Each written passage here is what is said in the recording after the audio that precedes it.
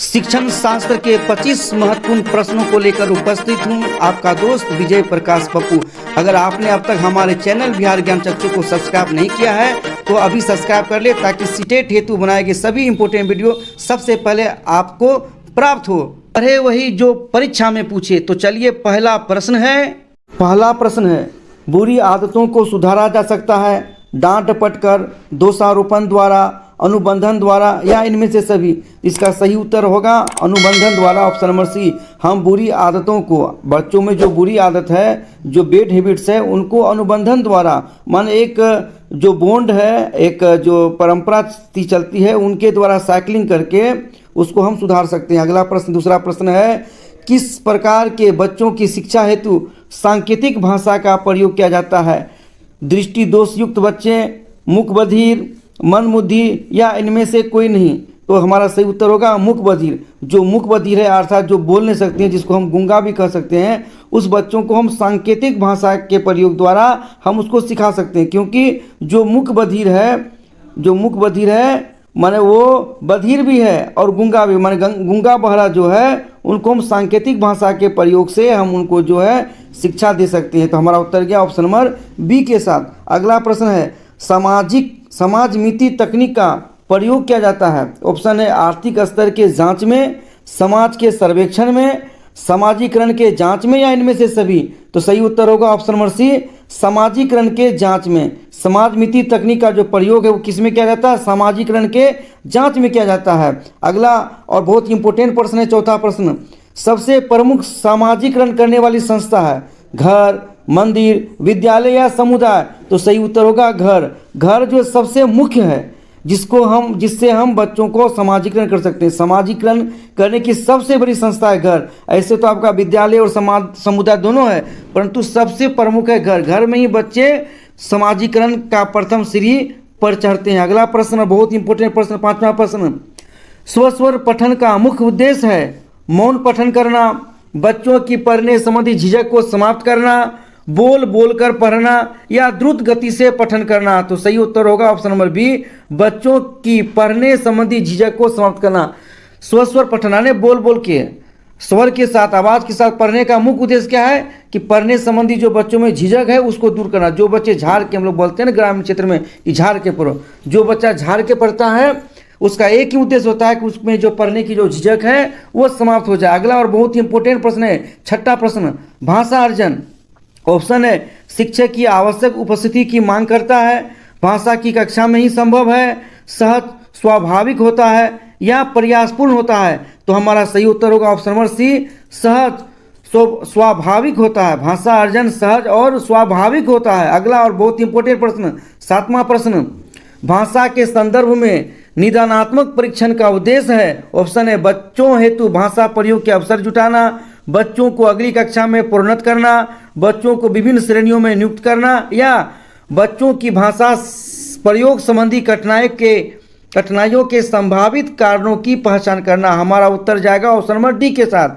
भाषा के संदर्भ में जो निदानात्मक परीक्षण का जो उद्देश्य है, जो टारगेट है, जो लक्ष्य है, वो क्या है कि बच्चों की जो भाषा प्रयोग संबंध में, बच्चे भाषा का जो प्रयोग करते हैं उसमें जो कठिनाई होती है, उस कठिनाई में क्या कारण हो सकता है उनको हम पहचानना, यही हमारा उद्देश्य है। अगला और बहुत ही इंपॉर्टेंट प्रश्न, आठवां प्रश्न, एक बाल केंद्रित कक्षा में बच्चे सामान्यतः सीखते हैं, क्या सीखते हैं? व्यक्तिक और सामूहिक दोनों रूपों में या मुख्य रूप से शिक्षक से, व्यक्तिगत रूप से या समूह में? हमारा उत्तर होगा ऑप्शन नंबर ए, व्यक्तिक और सामूहिक दोनों रूपों में।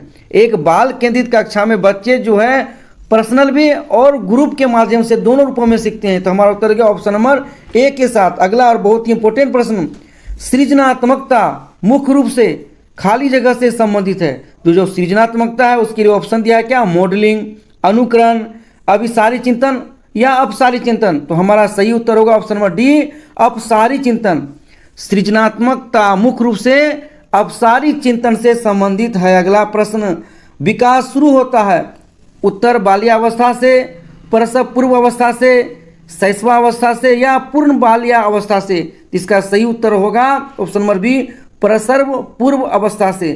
बच्चे जब माँ के गर्भ में होते हैं तभी से उनका विकास शुरू हो जाता है। तो इसलिए हमारा उत्तर गया ऑप्शन नंबर बी के साथ, प्रसव पूर्व अवस्था से। अगला और बहुत इंपॉर्टेंट प्रश्न 11वां प्रश्न, डिसलेक्सिया मुख्य रूप से खाली जगह की समस्या से संबंधित है। सुनने, पढ़ने, बोलने या बोलने और सुनने। ये बहुत ही इंपॉर्टेंट प्रश्न है, आप इसको रट ले, समझ ले। डिसलेक्सिया जो है ये पढ़ने से संबंधित है। डिसलेक्सिया एक बीमारी है जिस बच्चे को पढ़ने में परेशानी होती है, पढ़ने में दिक्कत है, उसका जो उस बीमारी को हम लोग बोलते हैं डिसलेक्सिया। ठीक है, डिसलेक्सिया का संबंध पढ़ने से है। अगला प्रश्न, एक अच्छी पाठ्य पुस्तक खाली जगह से बचाती है लैंगिक समानता, सामाजिक उत्तरदायित्व, लैंगिक पूर्वाग्रह या लैंगिक संवेदनशीलता से। तो हमारा सही उत्तर जाएगा लैंगिक पूर्वाग्रह से। एक अच्छी पाठ्य पुस्तक हमको लैंगिक पूर्वाग्रह से बचाती है, माने लिंग में भेदभाव नहीं। अगला प्रश्न है, भाषा शिक्षण का संप्रेषण परक उपागम भाषिक संरचनाओं की जानकारी पर बल देता है, संदर्भ में भाषा प्रयोग की कुशलता पर बल देता है, मातृभाषा प्रयोग का निषेध करता है या बोलना कौशल पर बल देता है। तो हमारा सही उत्तर होगा ऑप्शन नंबर बी, संदर्भ में भाषा प्रयोग की कुशलता पर बल देता है। ये भाषा शिक्षण का संप्रेषण परक उपागम क्या हुआ कि हमारा भाषा प्रयोग की कुशलता पर बल देता है। अगला और बहुत ही महत्वपूर्ण प्रश्न है 14वां प्रश्न, सोलिन विकार। विकार क्या हुआ? दोष। सोलिन विकार अर्थात आर्टिस्टिक डिसऑर्डर में बच्चा अपने हाथ पैर हिलाने में कठिनाई का अनुभव करता है, सामाजिक अंतःक्रिया और संप्रेषण में कठिनाई का अनुभव करता है, या अक्सर खाने से मना कर देता है, या अपने ही कार्यों में लीन रहता है। तो इसका सही उत्तर होगा ऑप्शन नंबर बी, सामाजिक अंतःक्रिया और संप्रेषण में कठिनाई का अनुभव करता है। जिस बच्चे में समाज में घुल मिल नहीं पा रहा है, एक दूसरे को समझ नहीं पा रहा, बोलने में कठिनाई का अनुभव करता है, उस विकार को हम बोलते हैं सोलिन विकार। अगला और महत्वपूर्ण प्रश्न है, व्यक्तिगत शिक्षार्थी एक दूसरे से खाली जगह में भिन्न होते हैं। विकास की दर, विकास क्रम, विकास की सामान्य क्षमता, वृद्धि एवं विकास के सिद्धांतों। तो सही उत्तर होगा ऑप्शन नंबर ए, विकास की दर। प्रत्येक व्यक्ति का अपना एक पर्सनल विकास का दर होता है, ग्रोथ रेट होता है। तो हमारा उत्तर क्या ऑप्शन नंबर ए के साथ, विकास की दर। अगला और बहुत ही महत्वपूर्ण प्रश्न, आनुवंशिकता को खाली जगह सामाजिक संरचना माना जाता है, गौण, गत्यात्मक, स्थिर या प्राथमिक। तो सही उत्तर जाएगा ऑप्शन नंबर सी के साथ, स्थिर। आनुवंशिकता को स्थिर सामाजिक संरचना माना जाता है। अगला और महत्वपूर्ण प्रश्न, सृजनात्मक उत्तरों के लिए आवश्यक है विषय वस्तु आधारित प्रश्न, मुक्त उत्तर वाले प्रश्न, एक अत्यंत अनुशासित कक्षा या प्रत्यक्ष शिक्षण एवं प्रत्यक्ष प्रश्न। तो सही उत्तर जाएगा ऑप्शन नंबर बी के साथ, मुक्त उत्तर वाले प्रश्न। सृजनात्मक उत्तरों के लिए आवश्यक है मुक्त उत्तर वाले प्रश्न। अगला और बहुत ही महत्वपूर्ण प्रश्न, निम्न में से कौन रचनात्मक आकलन के लिए उचित उपकरण नहीं है? मौखिक प्रश्न, सत्र परीक्षा, प्रश्नोत्तरी और खेल, दत्त कार्ड। तो सही उत्तर होगा ऑप्शन बी, सत्र परीक्षा। जिसने अब तक हमारे चैनल को सब्सक्राइब नहीं किया है, सक्सेस होने के लिए, सफलता प्राप्त करने के लिए आप हमारे चैनल बिहार ज्ञान चक्षु को सब्सक्राइब कर लें, ताकि आपकी तैयारी में हमारा चैनल सहयोग प्रदान कर सके। नए नए वीडियो पाने के लिए आपको सब्सक्राइब करना आवश्यक है और अपने दोस्तों के साथ शेयर अवश्य करें। अगला और बहुत महत्वपूर्ण प्रश्न है, पुरुष स्त्रियों की अपेक्षा ज़्यादा बुद्धिमान होते हैं, यह कथन है, सही हो सकता है? लैंगिक पूर्वाग्रह को प्रदर्शित करता है, बुद्धि के भिन्न पक्षों के लिए सही है, डी सही है। तो ये इसका सही उत्तर होगा, लैंगिक पूर्वाग्रह को प्रदर्शित करता है, ऑप्शन नंबर बी। आप देखिए कि यहाँ पुरुषों को स्त्रियों की तुलना में ज़्यादा बुद्धिमान बताया, तो ये तो लैंगिक पूर्वाग्रह ना हुआ कि लिंग भेद की बात आ रही है। तो ये जो है ऑप्शन नंबर बी के साथ जाएगा। ये बहुत इंपॉर्टेंट प्रश्न है, आप इनको टिक आउट कर लें, कॉपी में लिख लें। ये प्रश्न प्रायः लैंगिक जो विषमता है, लैंगिक पूर्वाग्रह वाला एक प्रश्न सीटेट के एग्जाम में अवश्य पूछे जाते हैं। साथियों, आप हमारे साथ बने रहें, बिहार ज्ञान चक्षु के साथ बने रहें, आप सीटेट की परीक्षा में जरूर उत्तीर्णता हासिल करेंगे। मैंने प्रथम अटेम्प्ट में 2011 में ही टीटी पास किया और मैं आज एक गवर्नमेंट टीचर हूं। मैंने सीटेट भी क्वालिफाइड किया है। आप हमारे साथ जुड़े रहें, हमारा अनुभव आपके साथ है, आप हमारे साथ बनकर आप सीटेट को क्रैक कर सकते हैं। मैंने पहले ही अटेम्प्ट में एक ही बार में टीटी को क्रैक किया, फिर सीटेट को क्रैक किया, इस तरह आप भी क्रैक कर सकते हैं। आप हमारे साथ बने रहें, हमारे चैनल को सब्सक्राइब कर लें। चलिए अगला प्रश्न है, शिशु में सर्वप्रथम प्रकार का संवेग दृष्टिगोचर होता है? भय, सामान्य उत्तेजना, दुख, प्रसन्नता।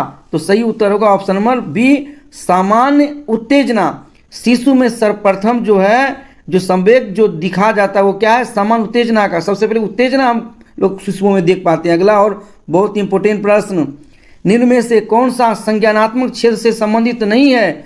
अनुमूल्यन, अनुप्रयोग, बोध और ज्ञान। तो सही उत्तर होगा ऑप्शन नंबर ए, चूंकि नहीं का बात है साथियों। यहाँ अनुप्रयोग, बोध, ज्ञान, ये सारे जो प्रश्न हैं ये संज्ञानात्मक क्षेत्र से संबंधित है, परंतु अनुमूल्यन ये संज्ञानात्मक क्षेत्र से संबंधित नहीं है, इसलिए हमारा उत्तर गया ऑप्शन नंबर ए के साथ। अगला और बहुत ही महत्वपूर्ण प्रश्न, समस्या समाधान का प्रथम चरण है आंकड़ों का संग्रहण, समस्या की पहचान, परिकल्पना का परीक्षण या परिकल्पना का निर्माण। तो सही उत्तर होगा ऑप्शन नंबर बी, समस्या की पहचान। अगला प्रश्न, अभिप्रेरणा के मूल प्रवृत्ति सिद्धांत के प्रतिपादक थे? मैकडूगल, अब्राहम मैस्लो, सिम्पसन या विलियम जेम्स। सही उत्तर होगा ऑप्शन नंबर ए, मैकडूगल। अभिप्रेरणा के मूल प्रवृत्ति के जो सिद्धांत के जो प्रतिपादक थे वो थे मैकडूगल। इससे पहले हमारे वीडियो में कई सिद्धांत और उसके प्रतिपादक दिए हुए हैं, आप डिस्क्रिप्शन बॉक्स में उसका लिंक पा सकते हैं।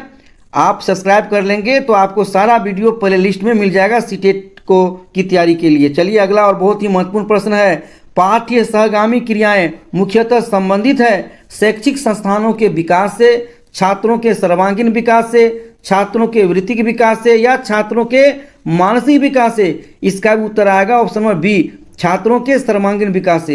ये जो पाठ्य सहगामी क्रियाएं हैं ये छात्रों के सर्वांगीण विकास से संबंधित है। हमारा अंतिम और अगला प्रश्न है बहुत ही इंपॉर्टेंट प्रश्न, कक्षा में छात्रों को प्रश्न पूछने के लिए हतोत्साहित करना चाहिए, प्रेरित करना चाहिए, रोक देना चाहिए या अनुमति नहीं देना चाहिए? बहुत ही इंपॉर्टेंट प्रश्न है। देखिए चार ऑप्शन में सबसे पॉजिटिव उत्तर है प्रेरित करना चाहिए, आंख मूंद के ये इसका उत्तर हो जाएगा, प्रेरित करना चाहिए ऑप्शन नंबर बी। शुरू से अंत तक बने रहने के लिए आपका धन्यवाद। सीटेट में सफलता पाने के लिए आप हमारे चैनल बिहार ज्ञान चक्षु के साथ बने रहें। अब तक जिसने हमारे चैनल को सब्सक्राइब नहीं किया वो सब्सक्राइब कर ले ताकि अगला वीडियो सबसे पहले आप तक पहुंचे। जय हिंद, जय भारत, जय बिहार ज्ञान चक्षु।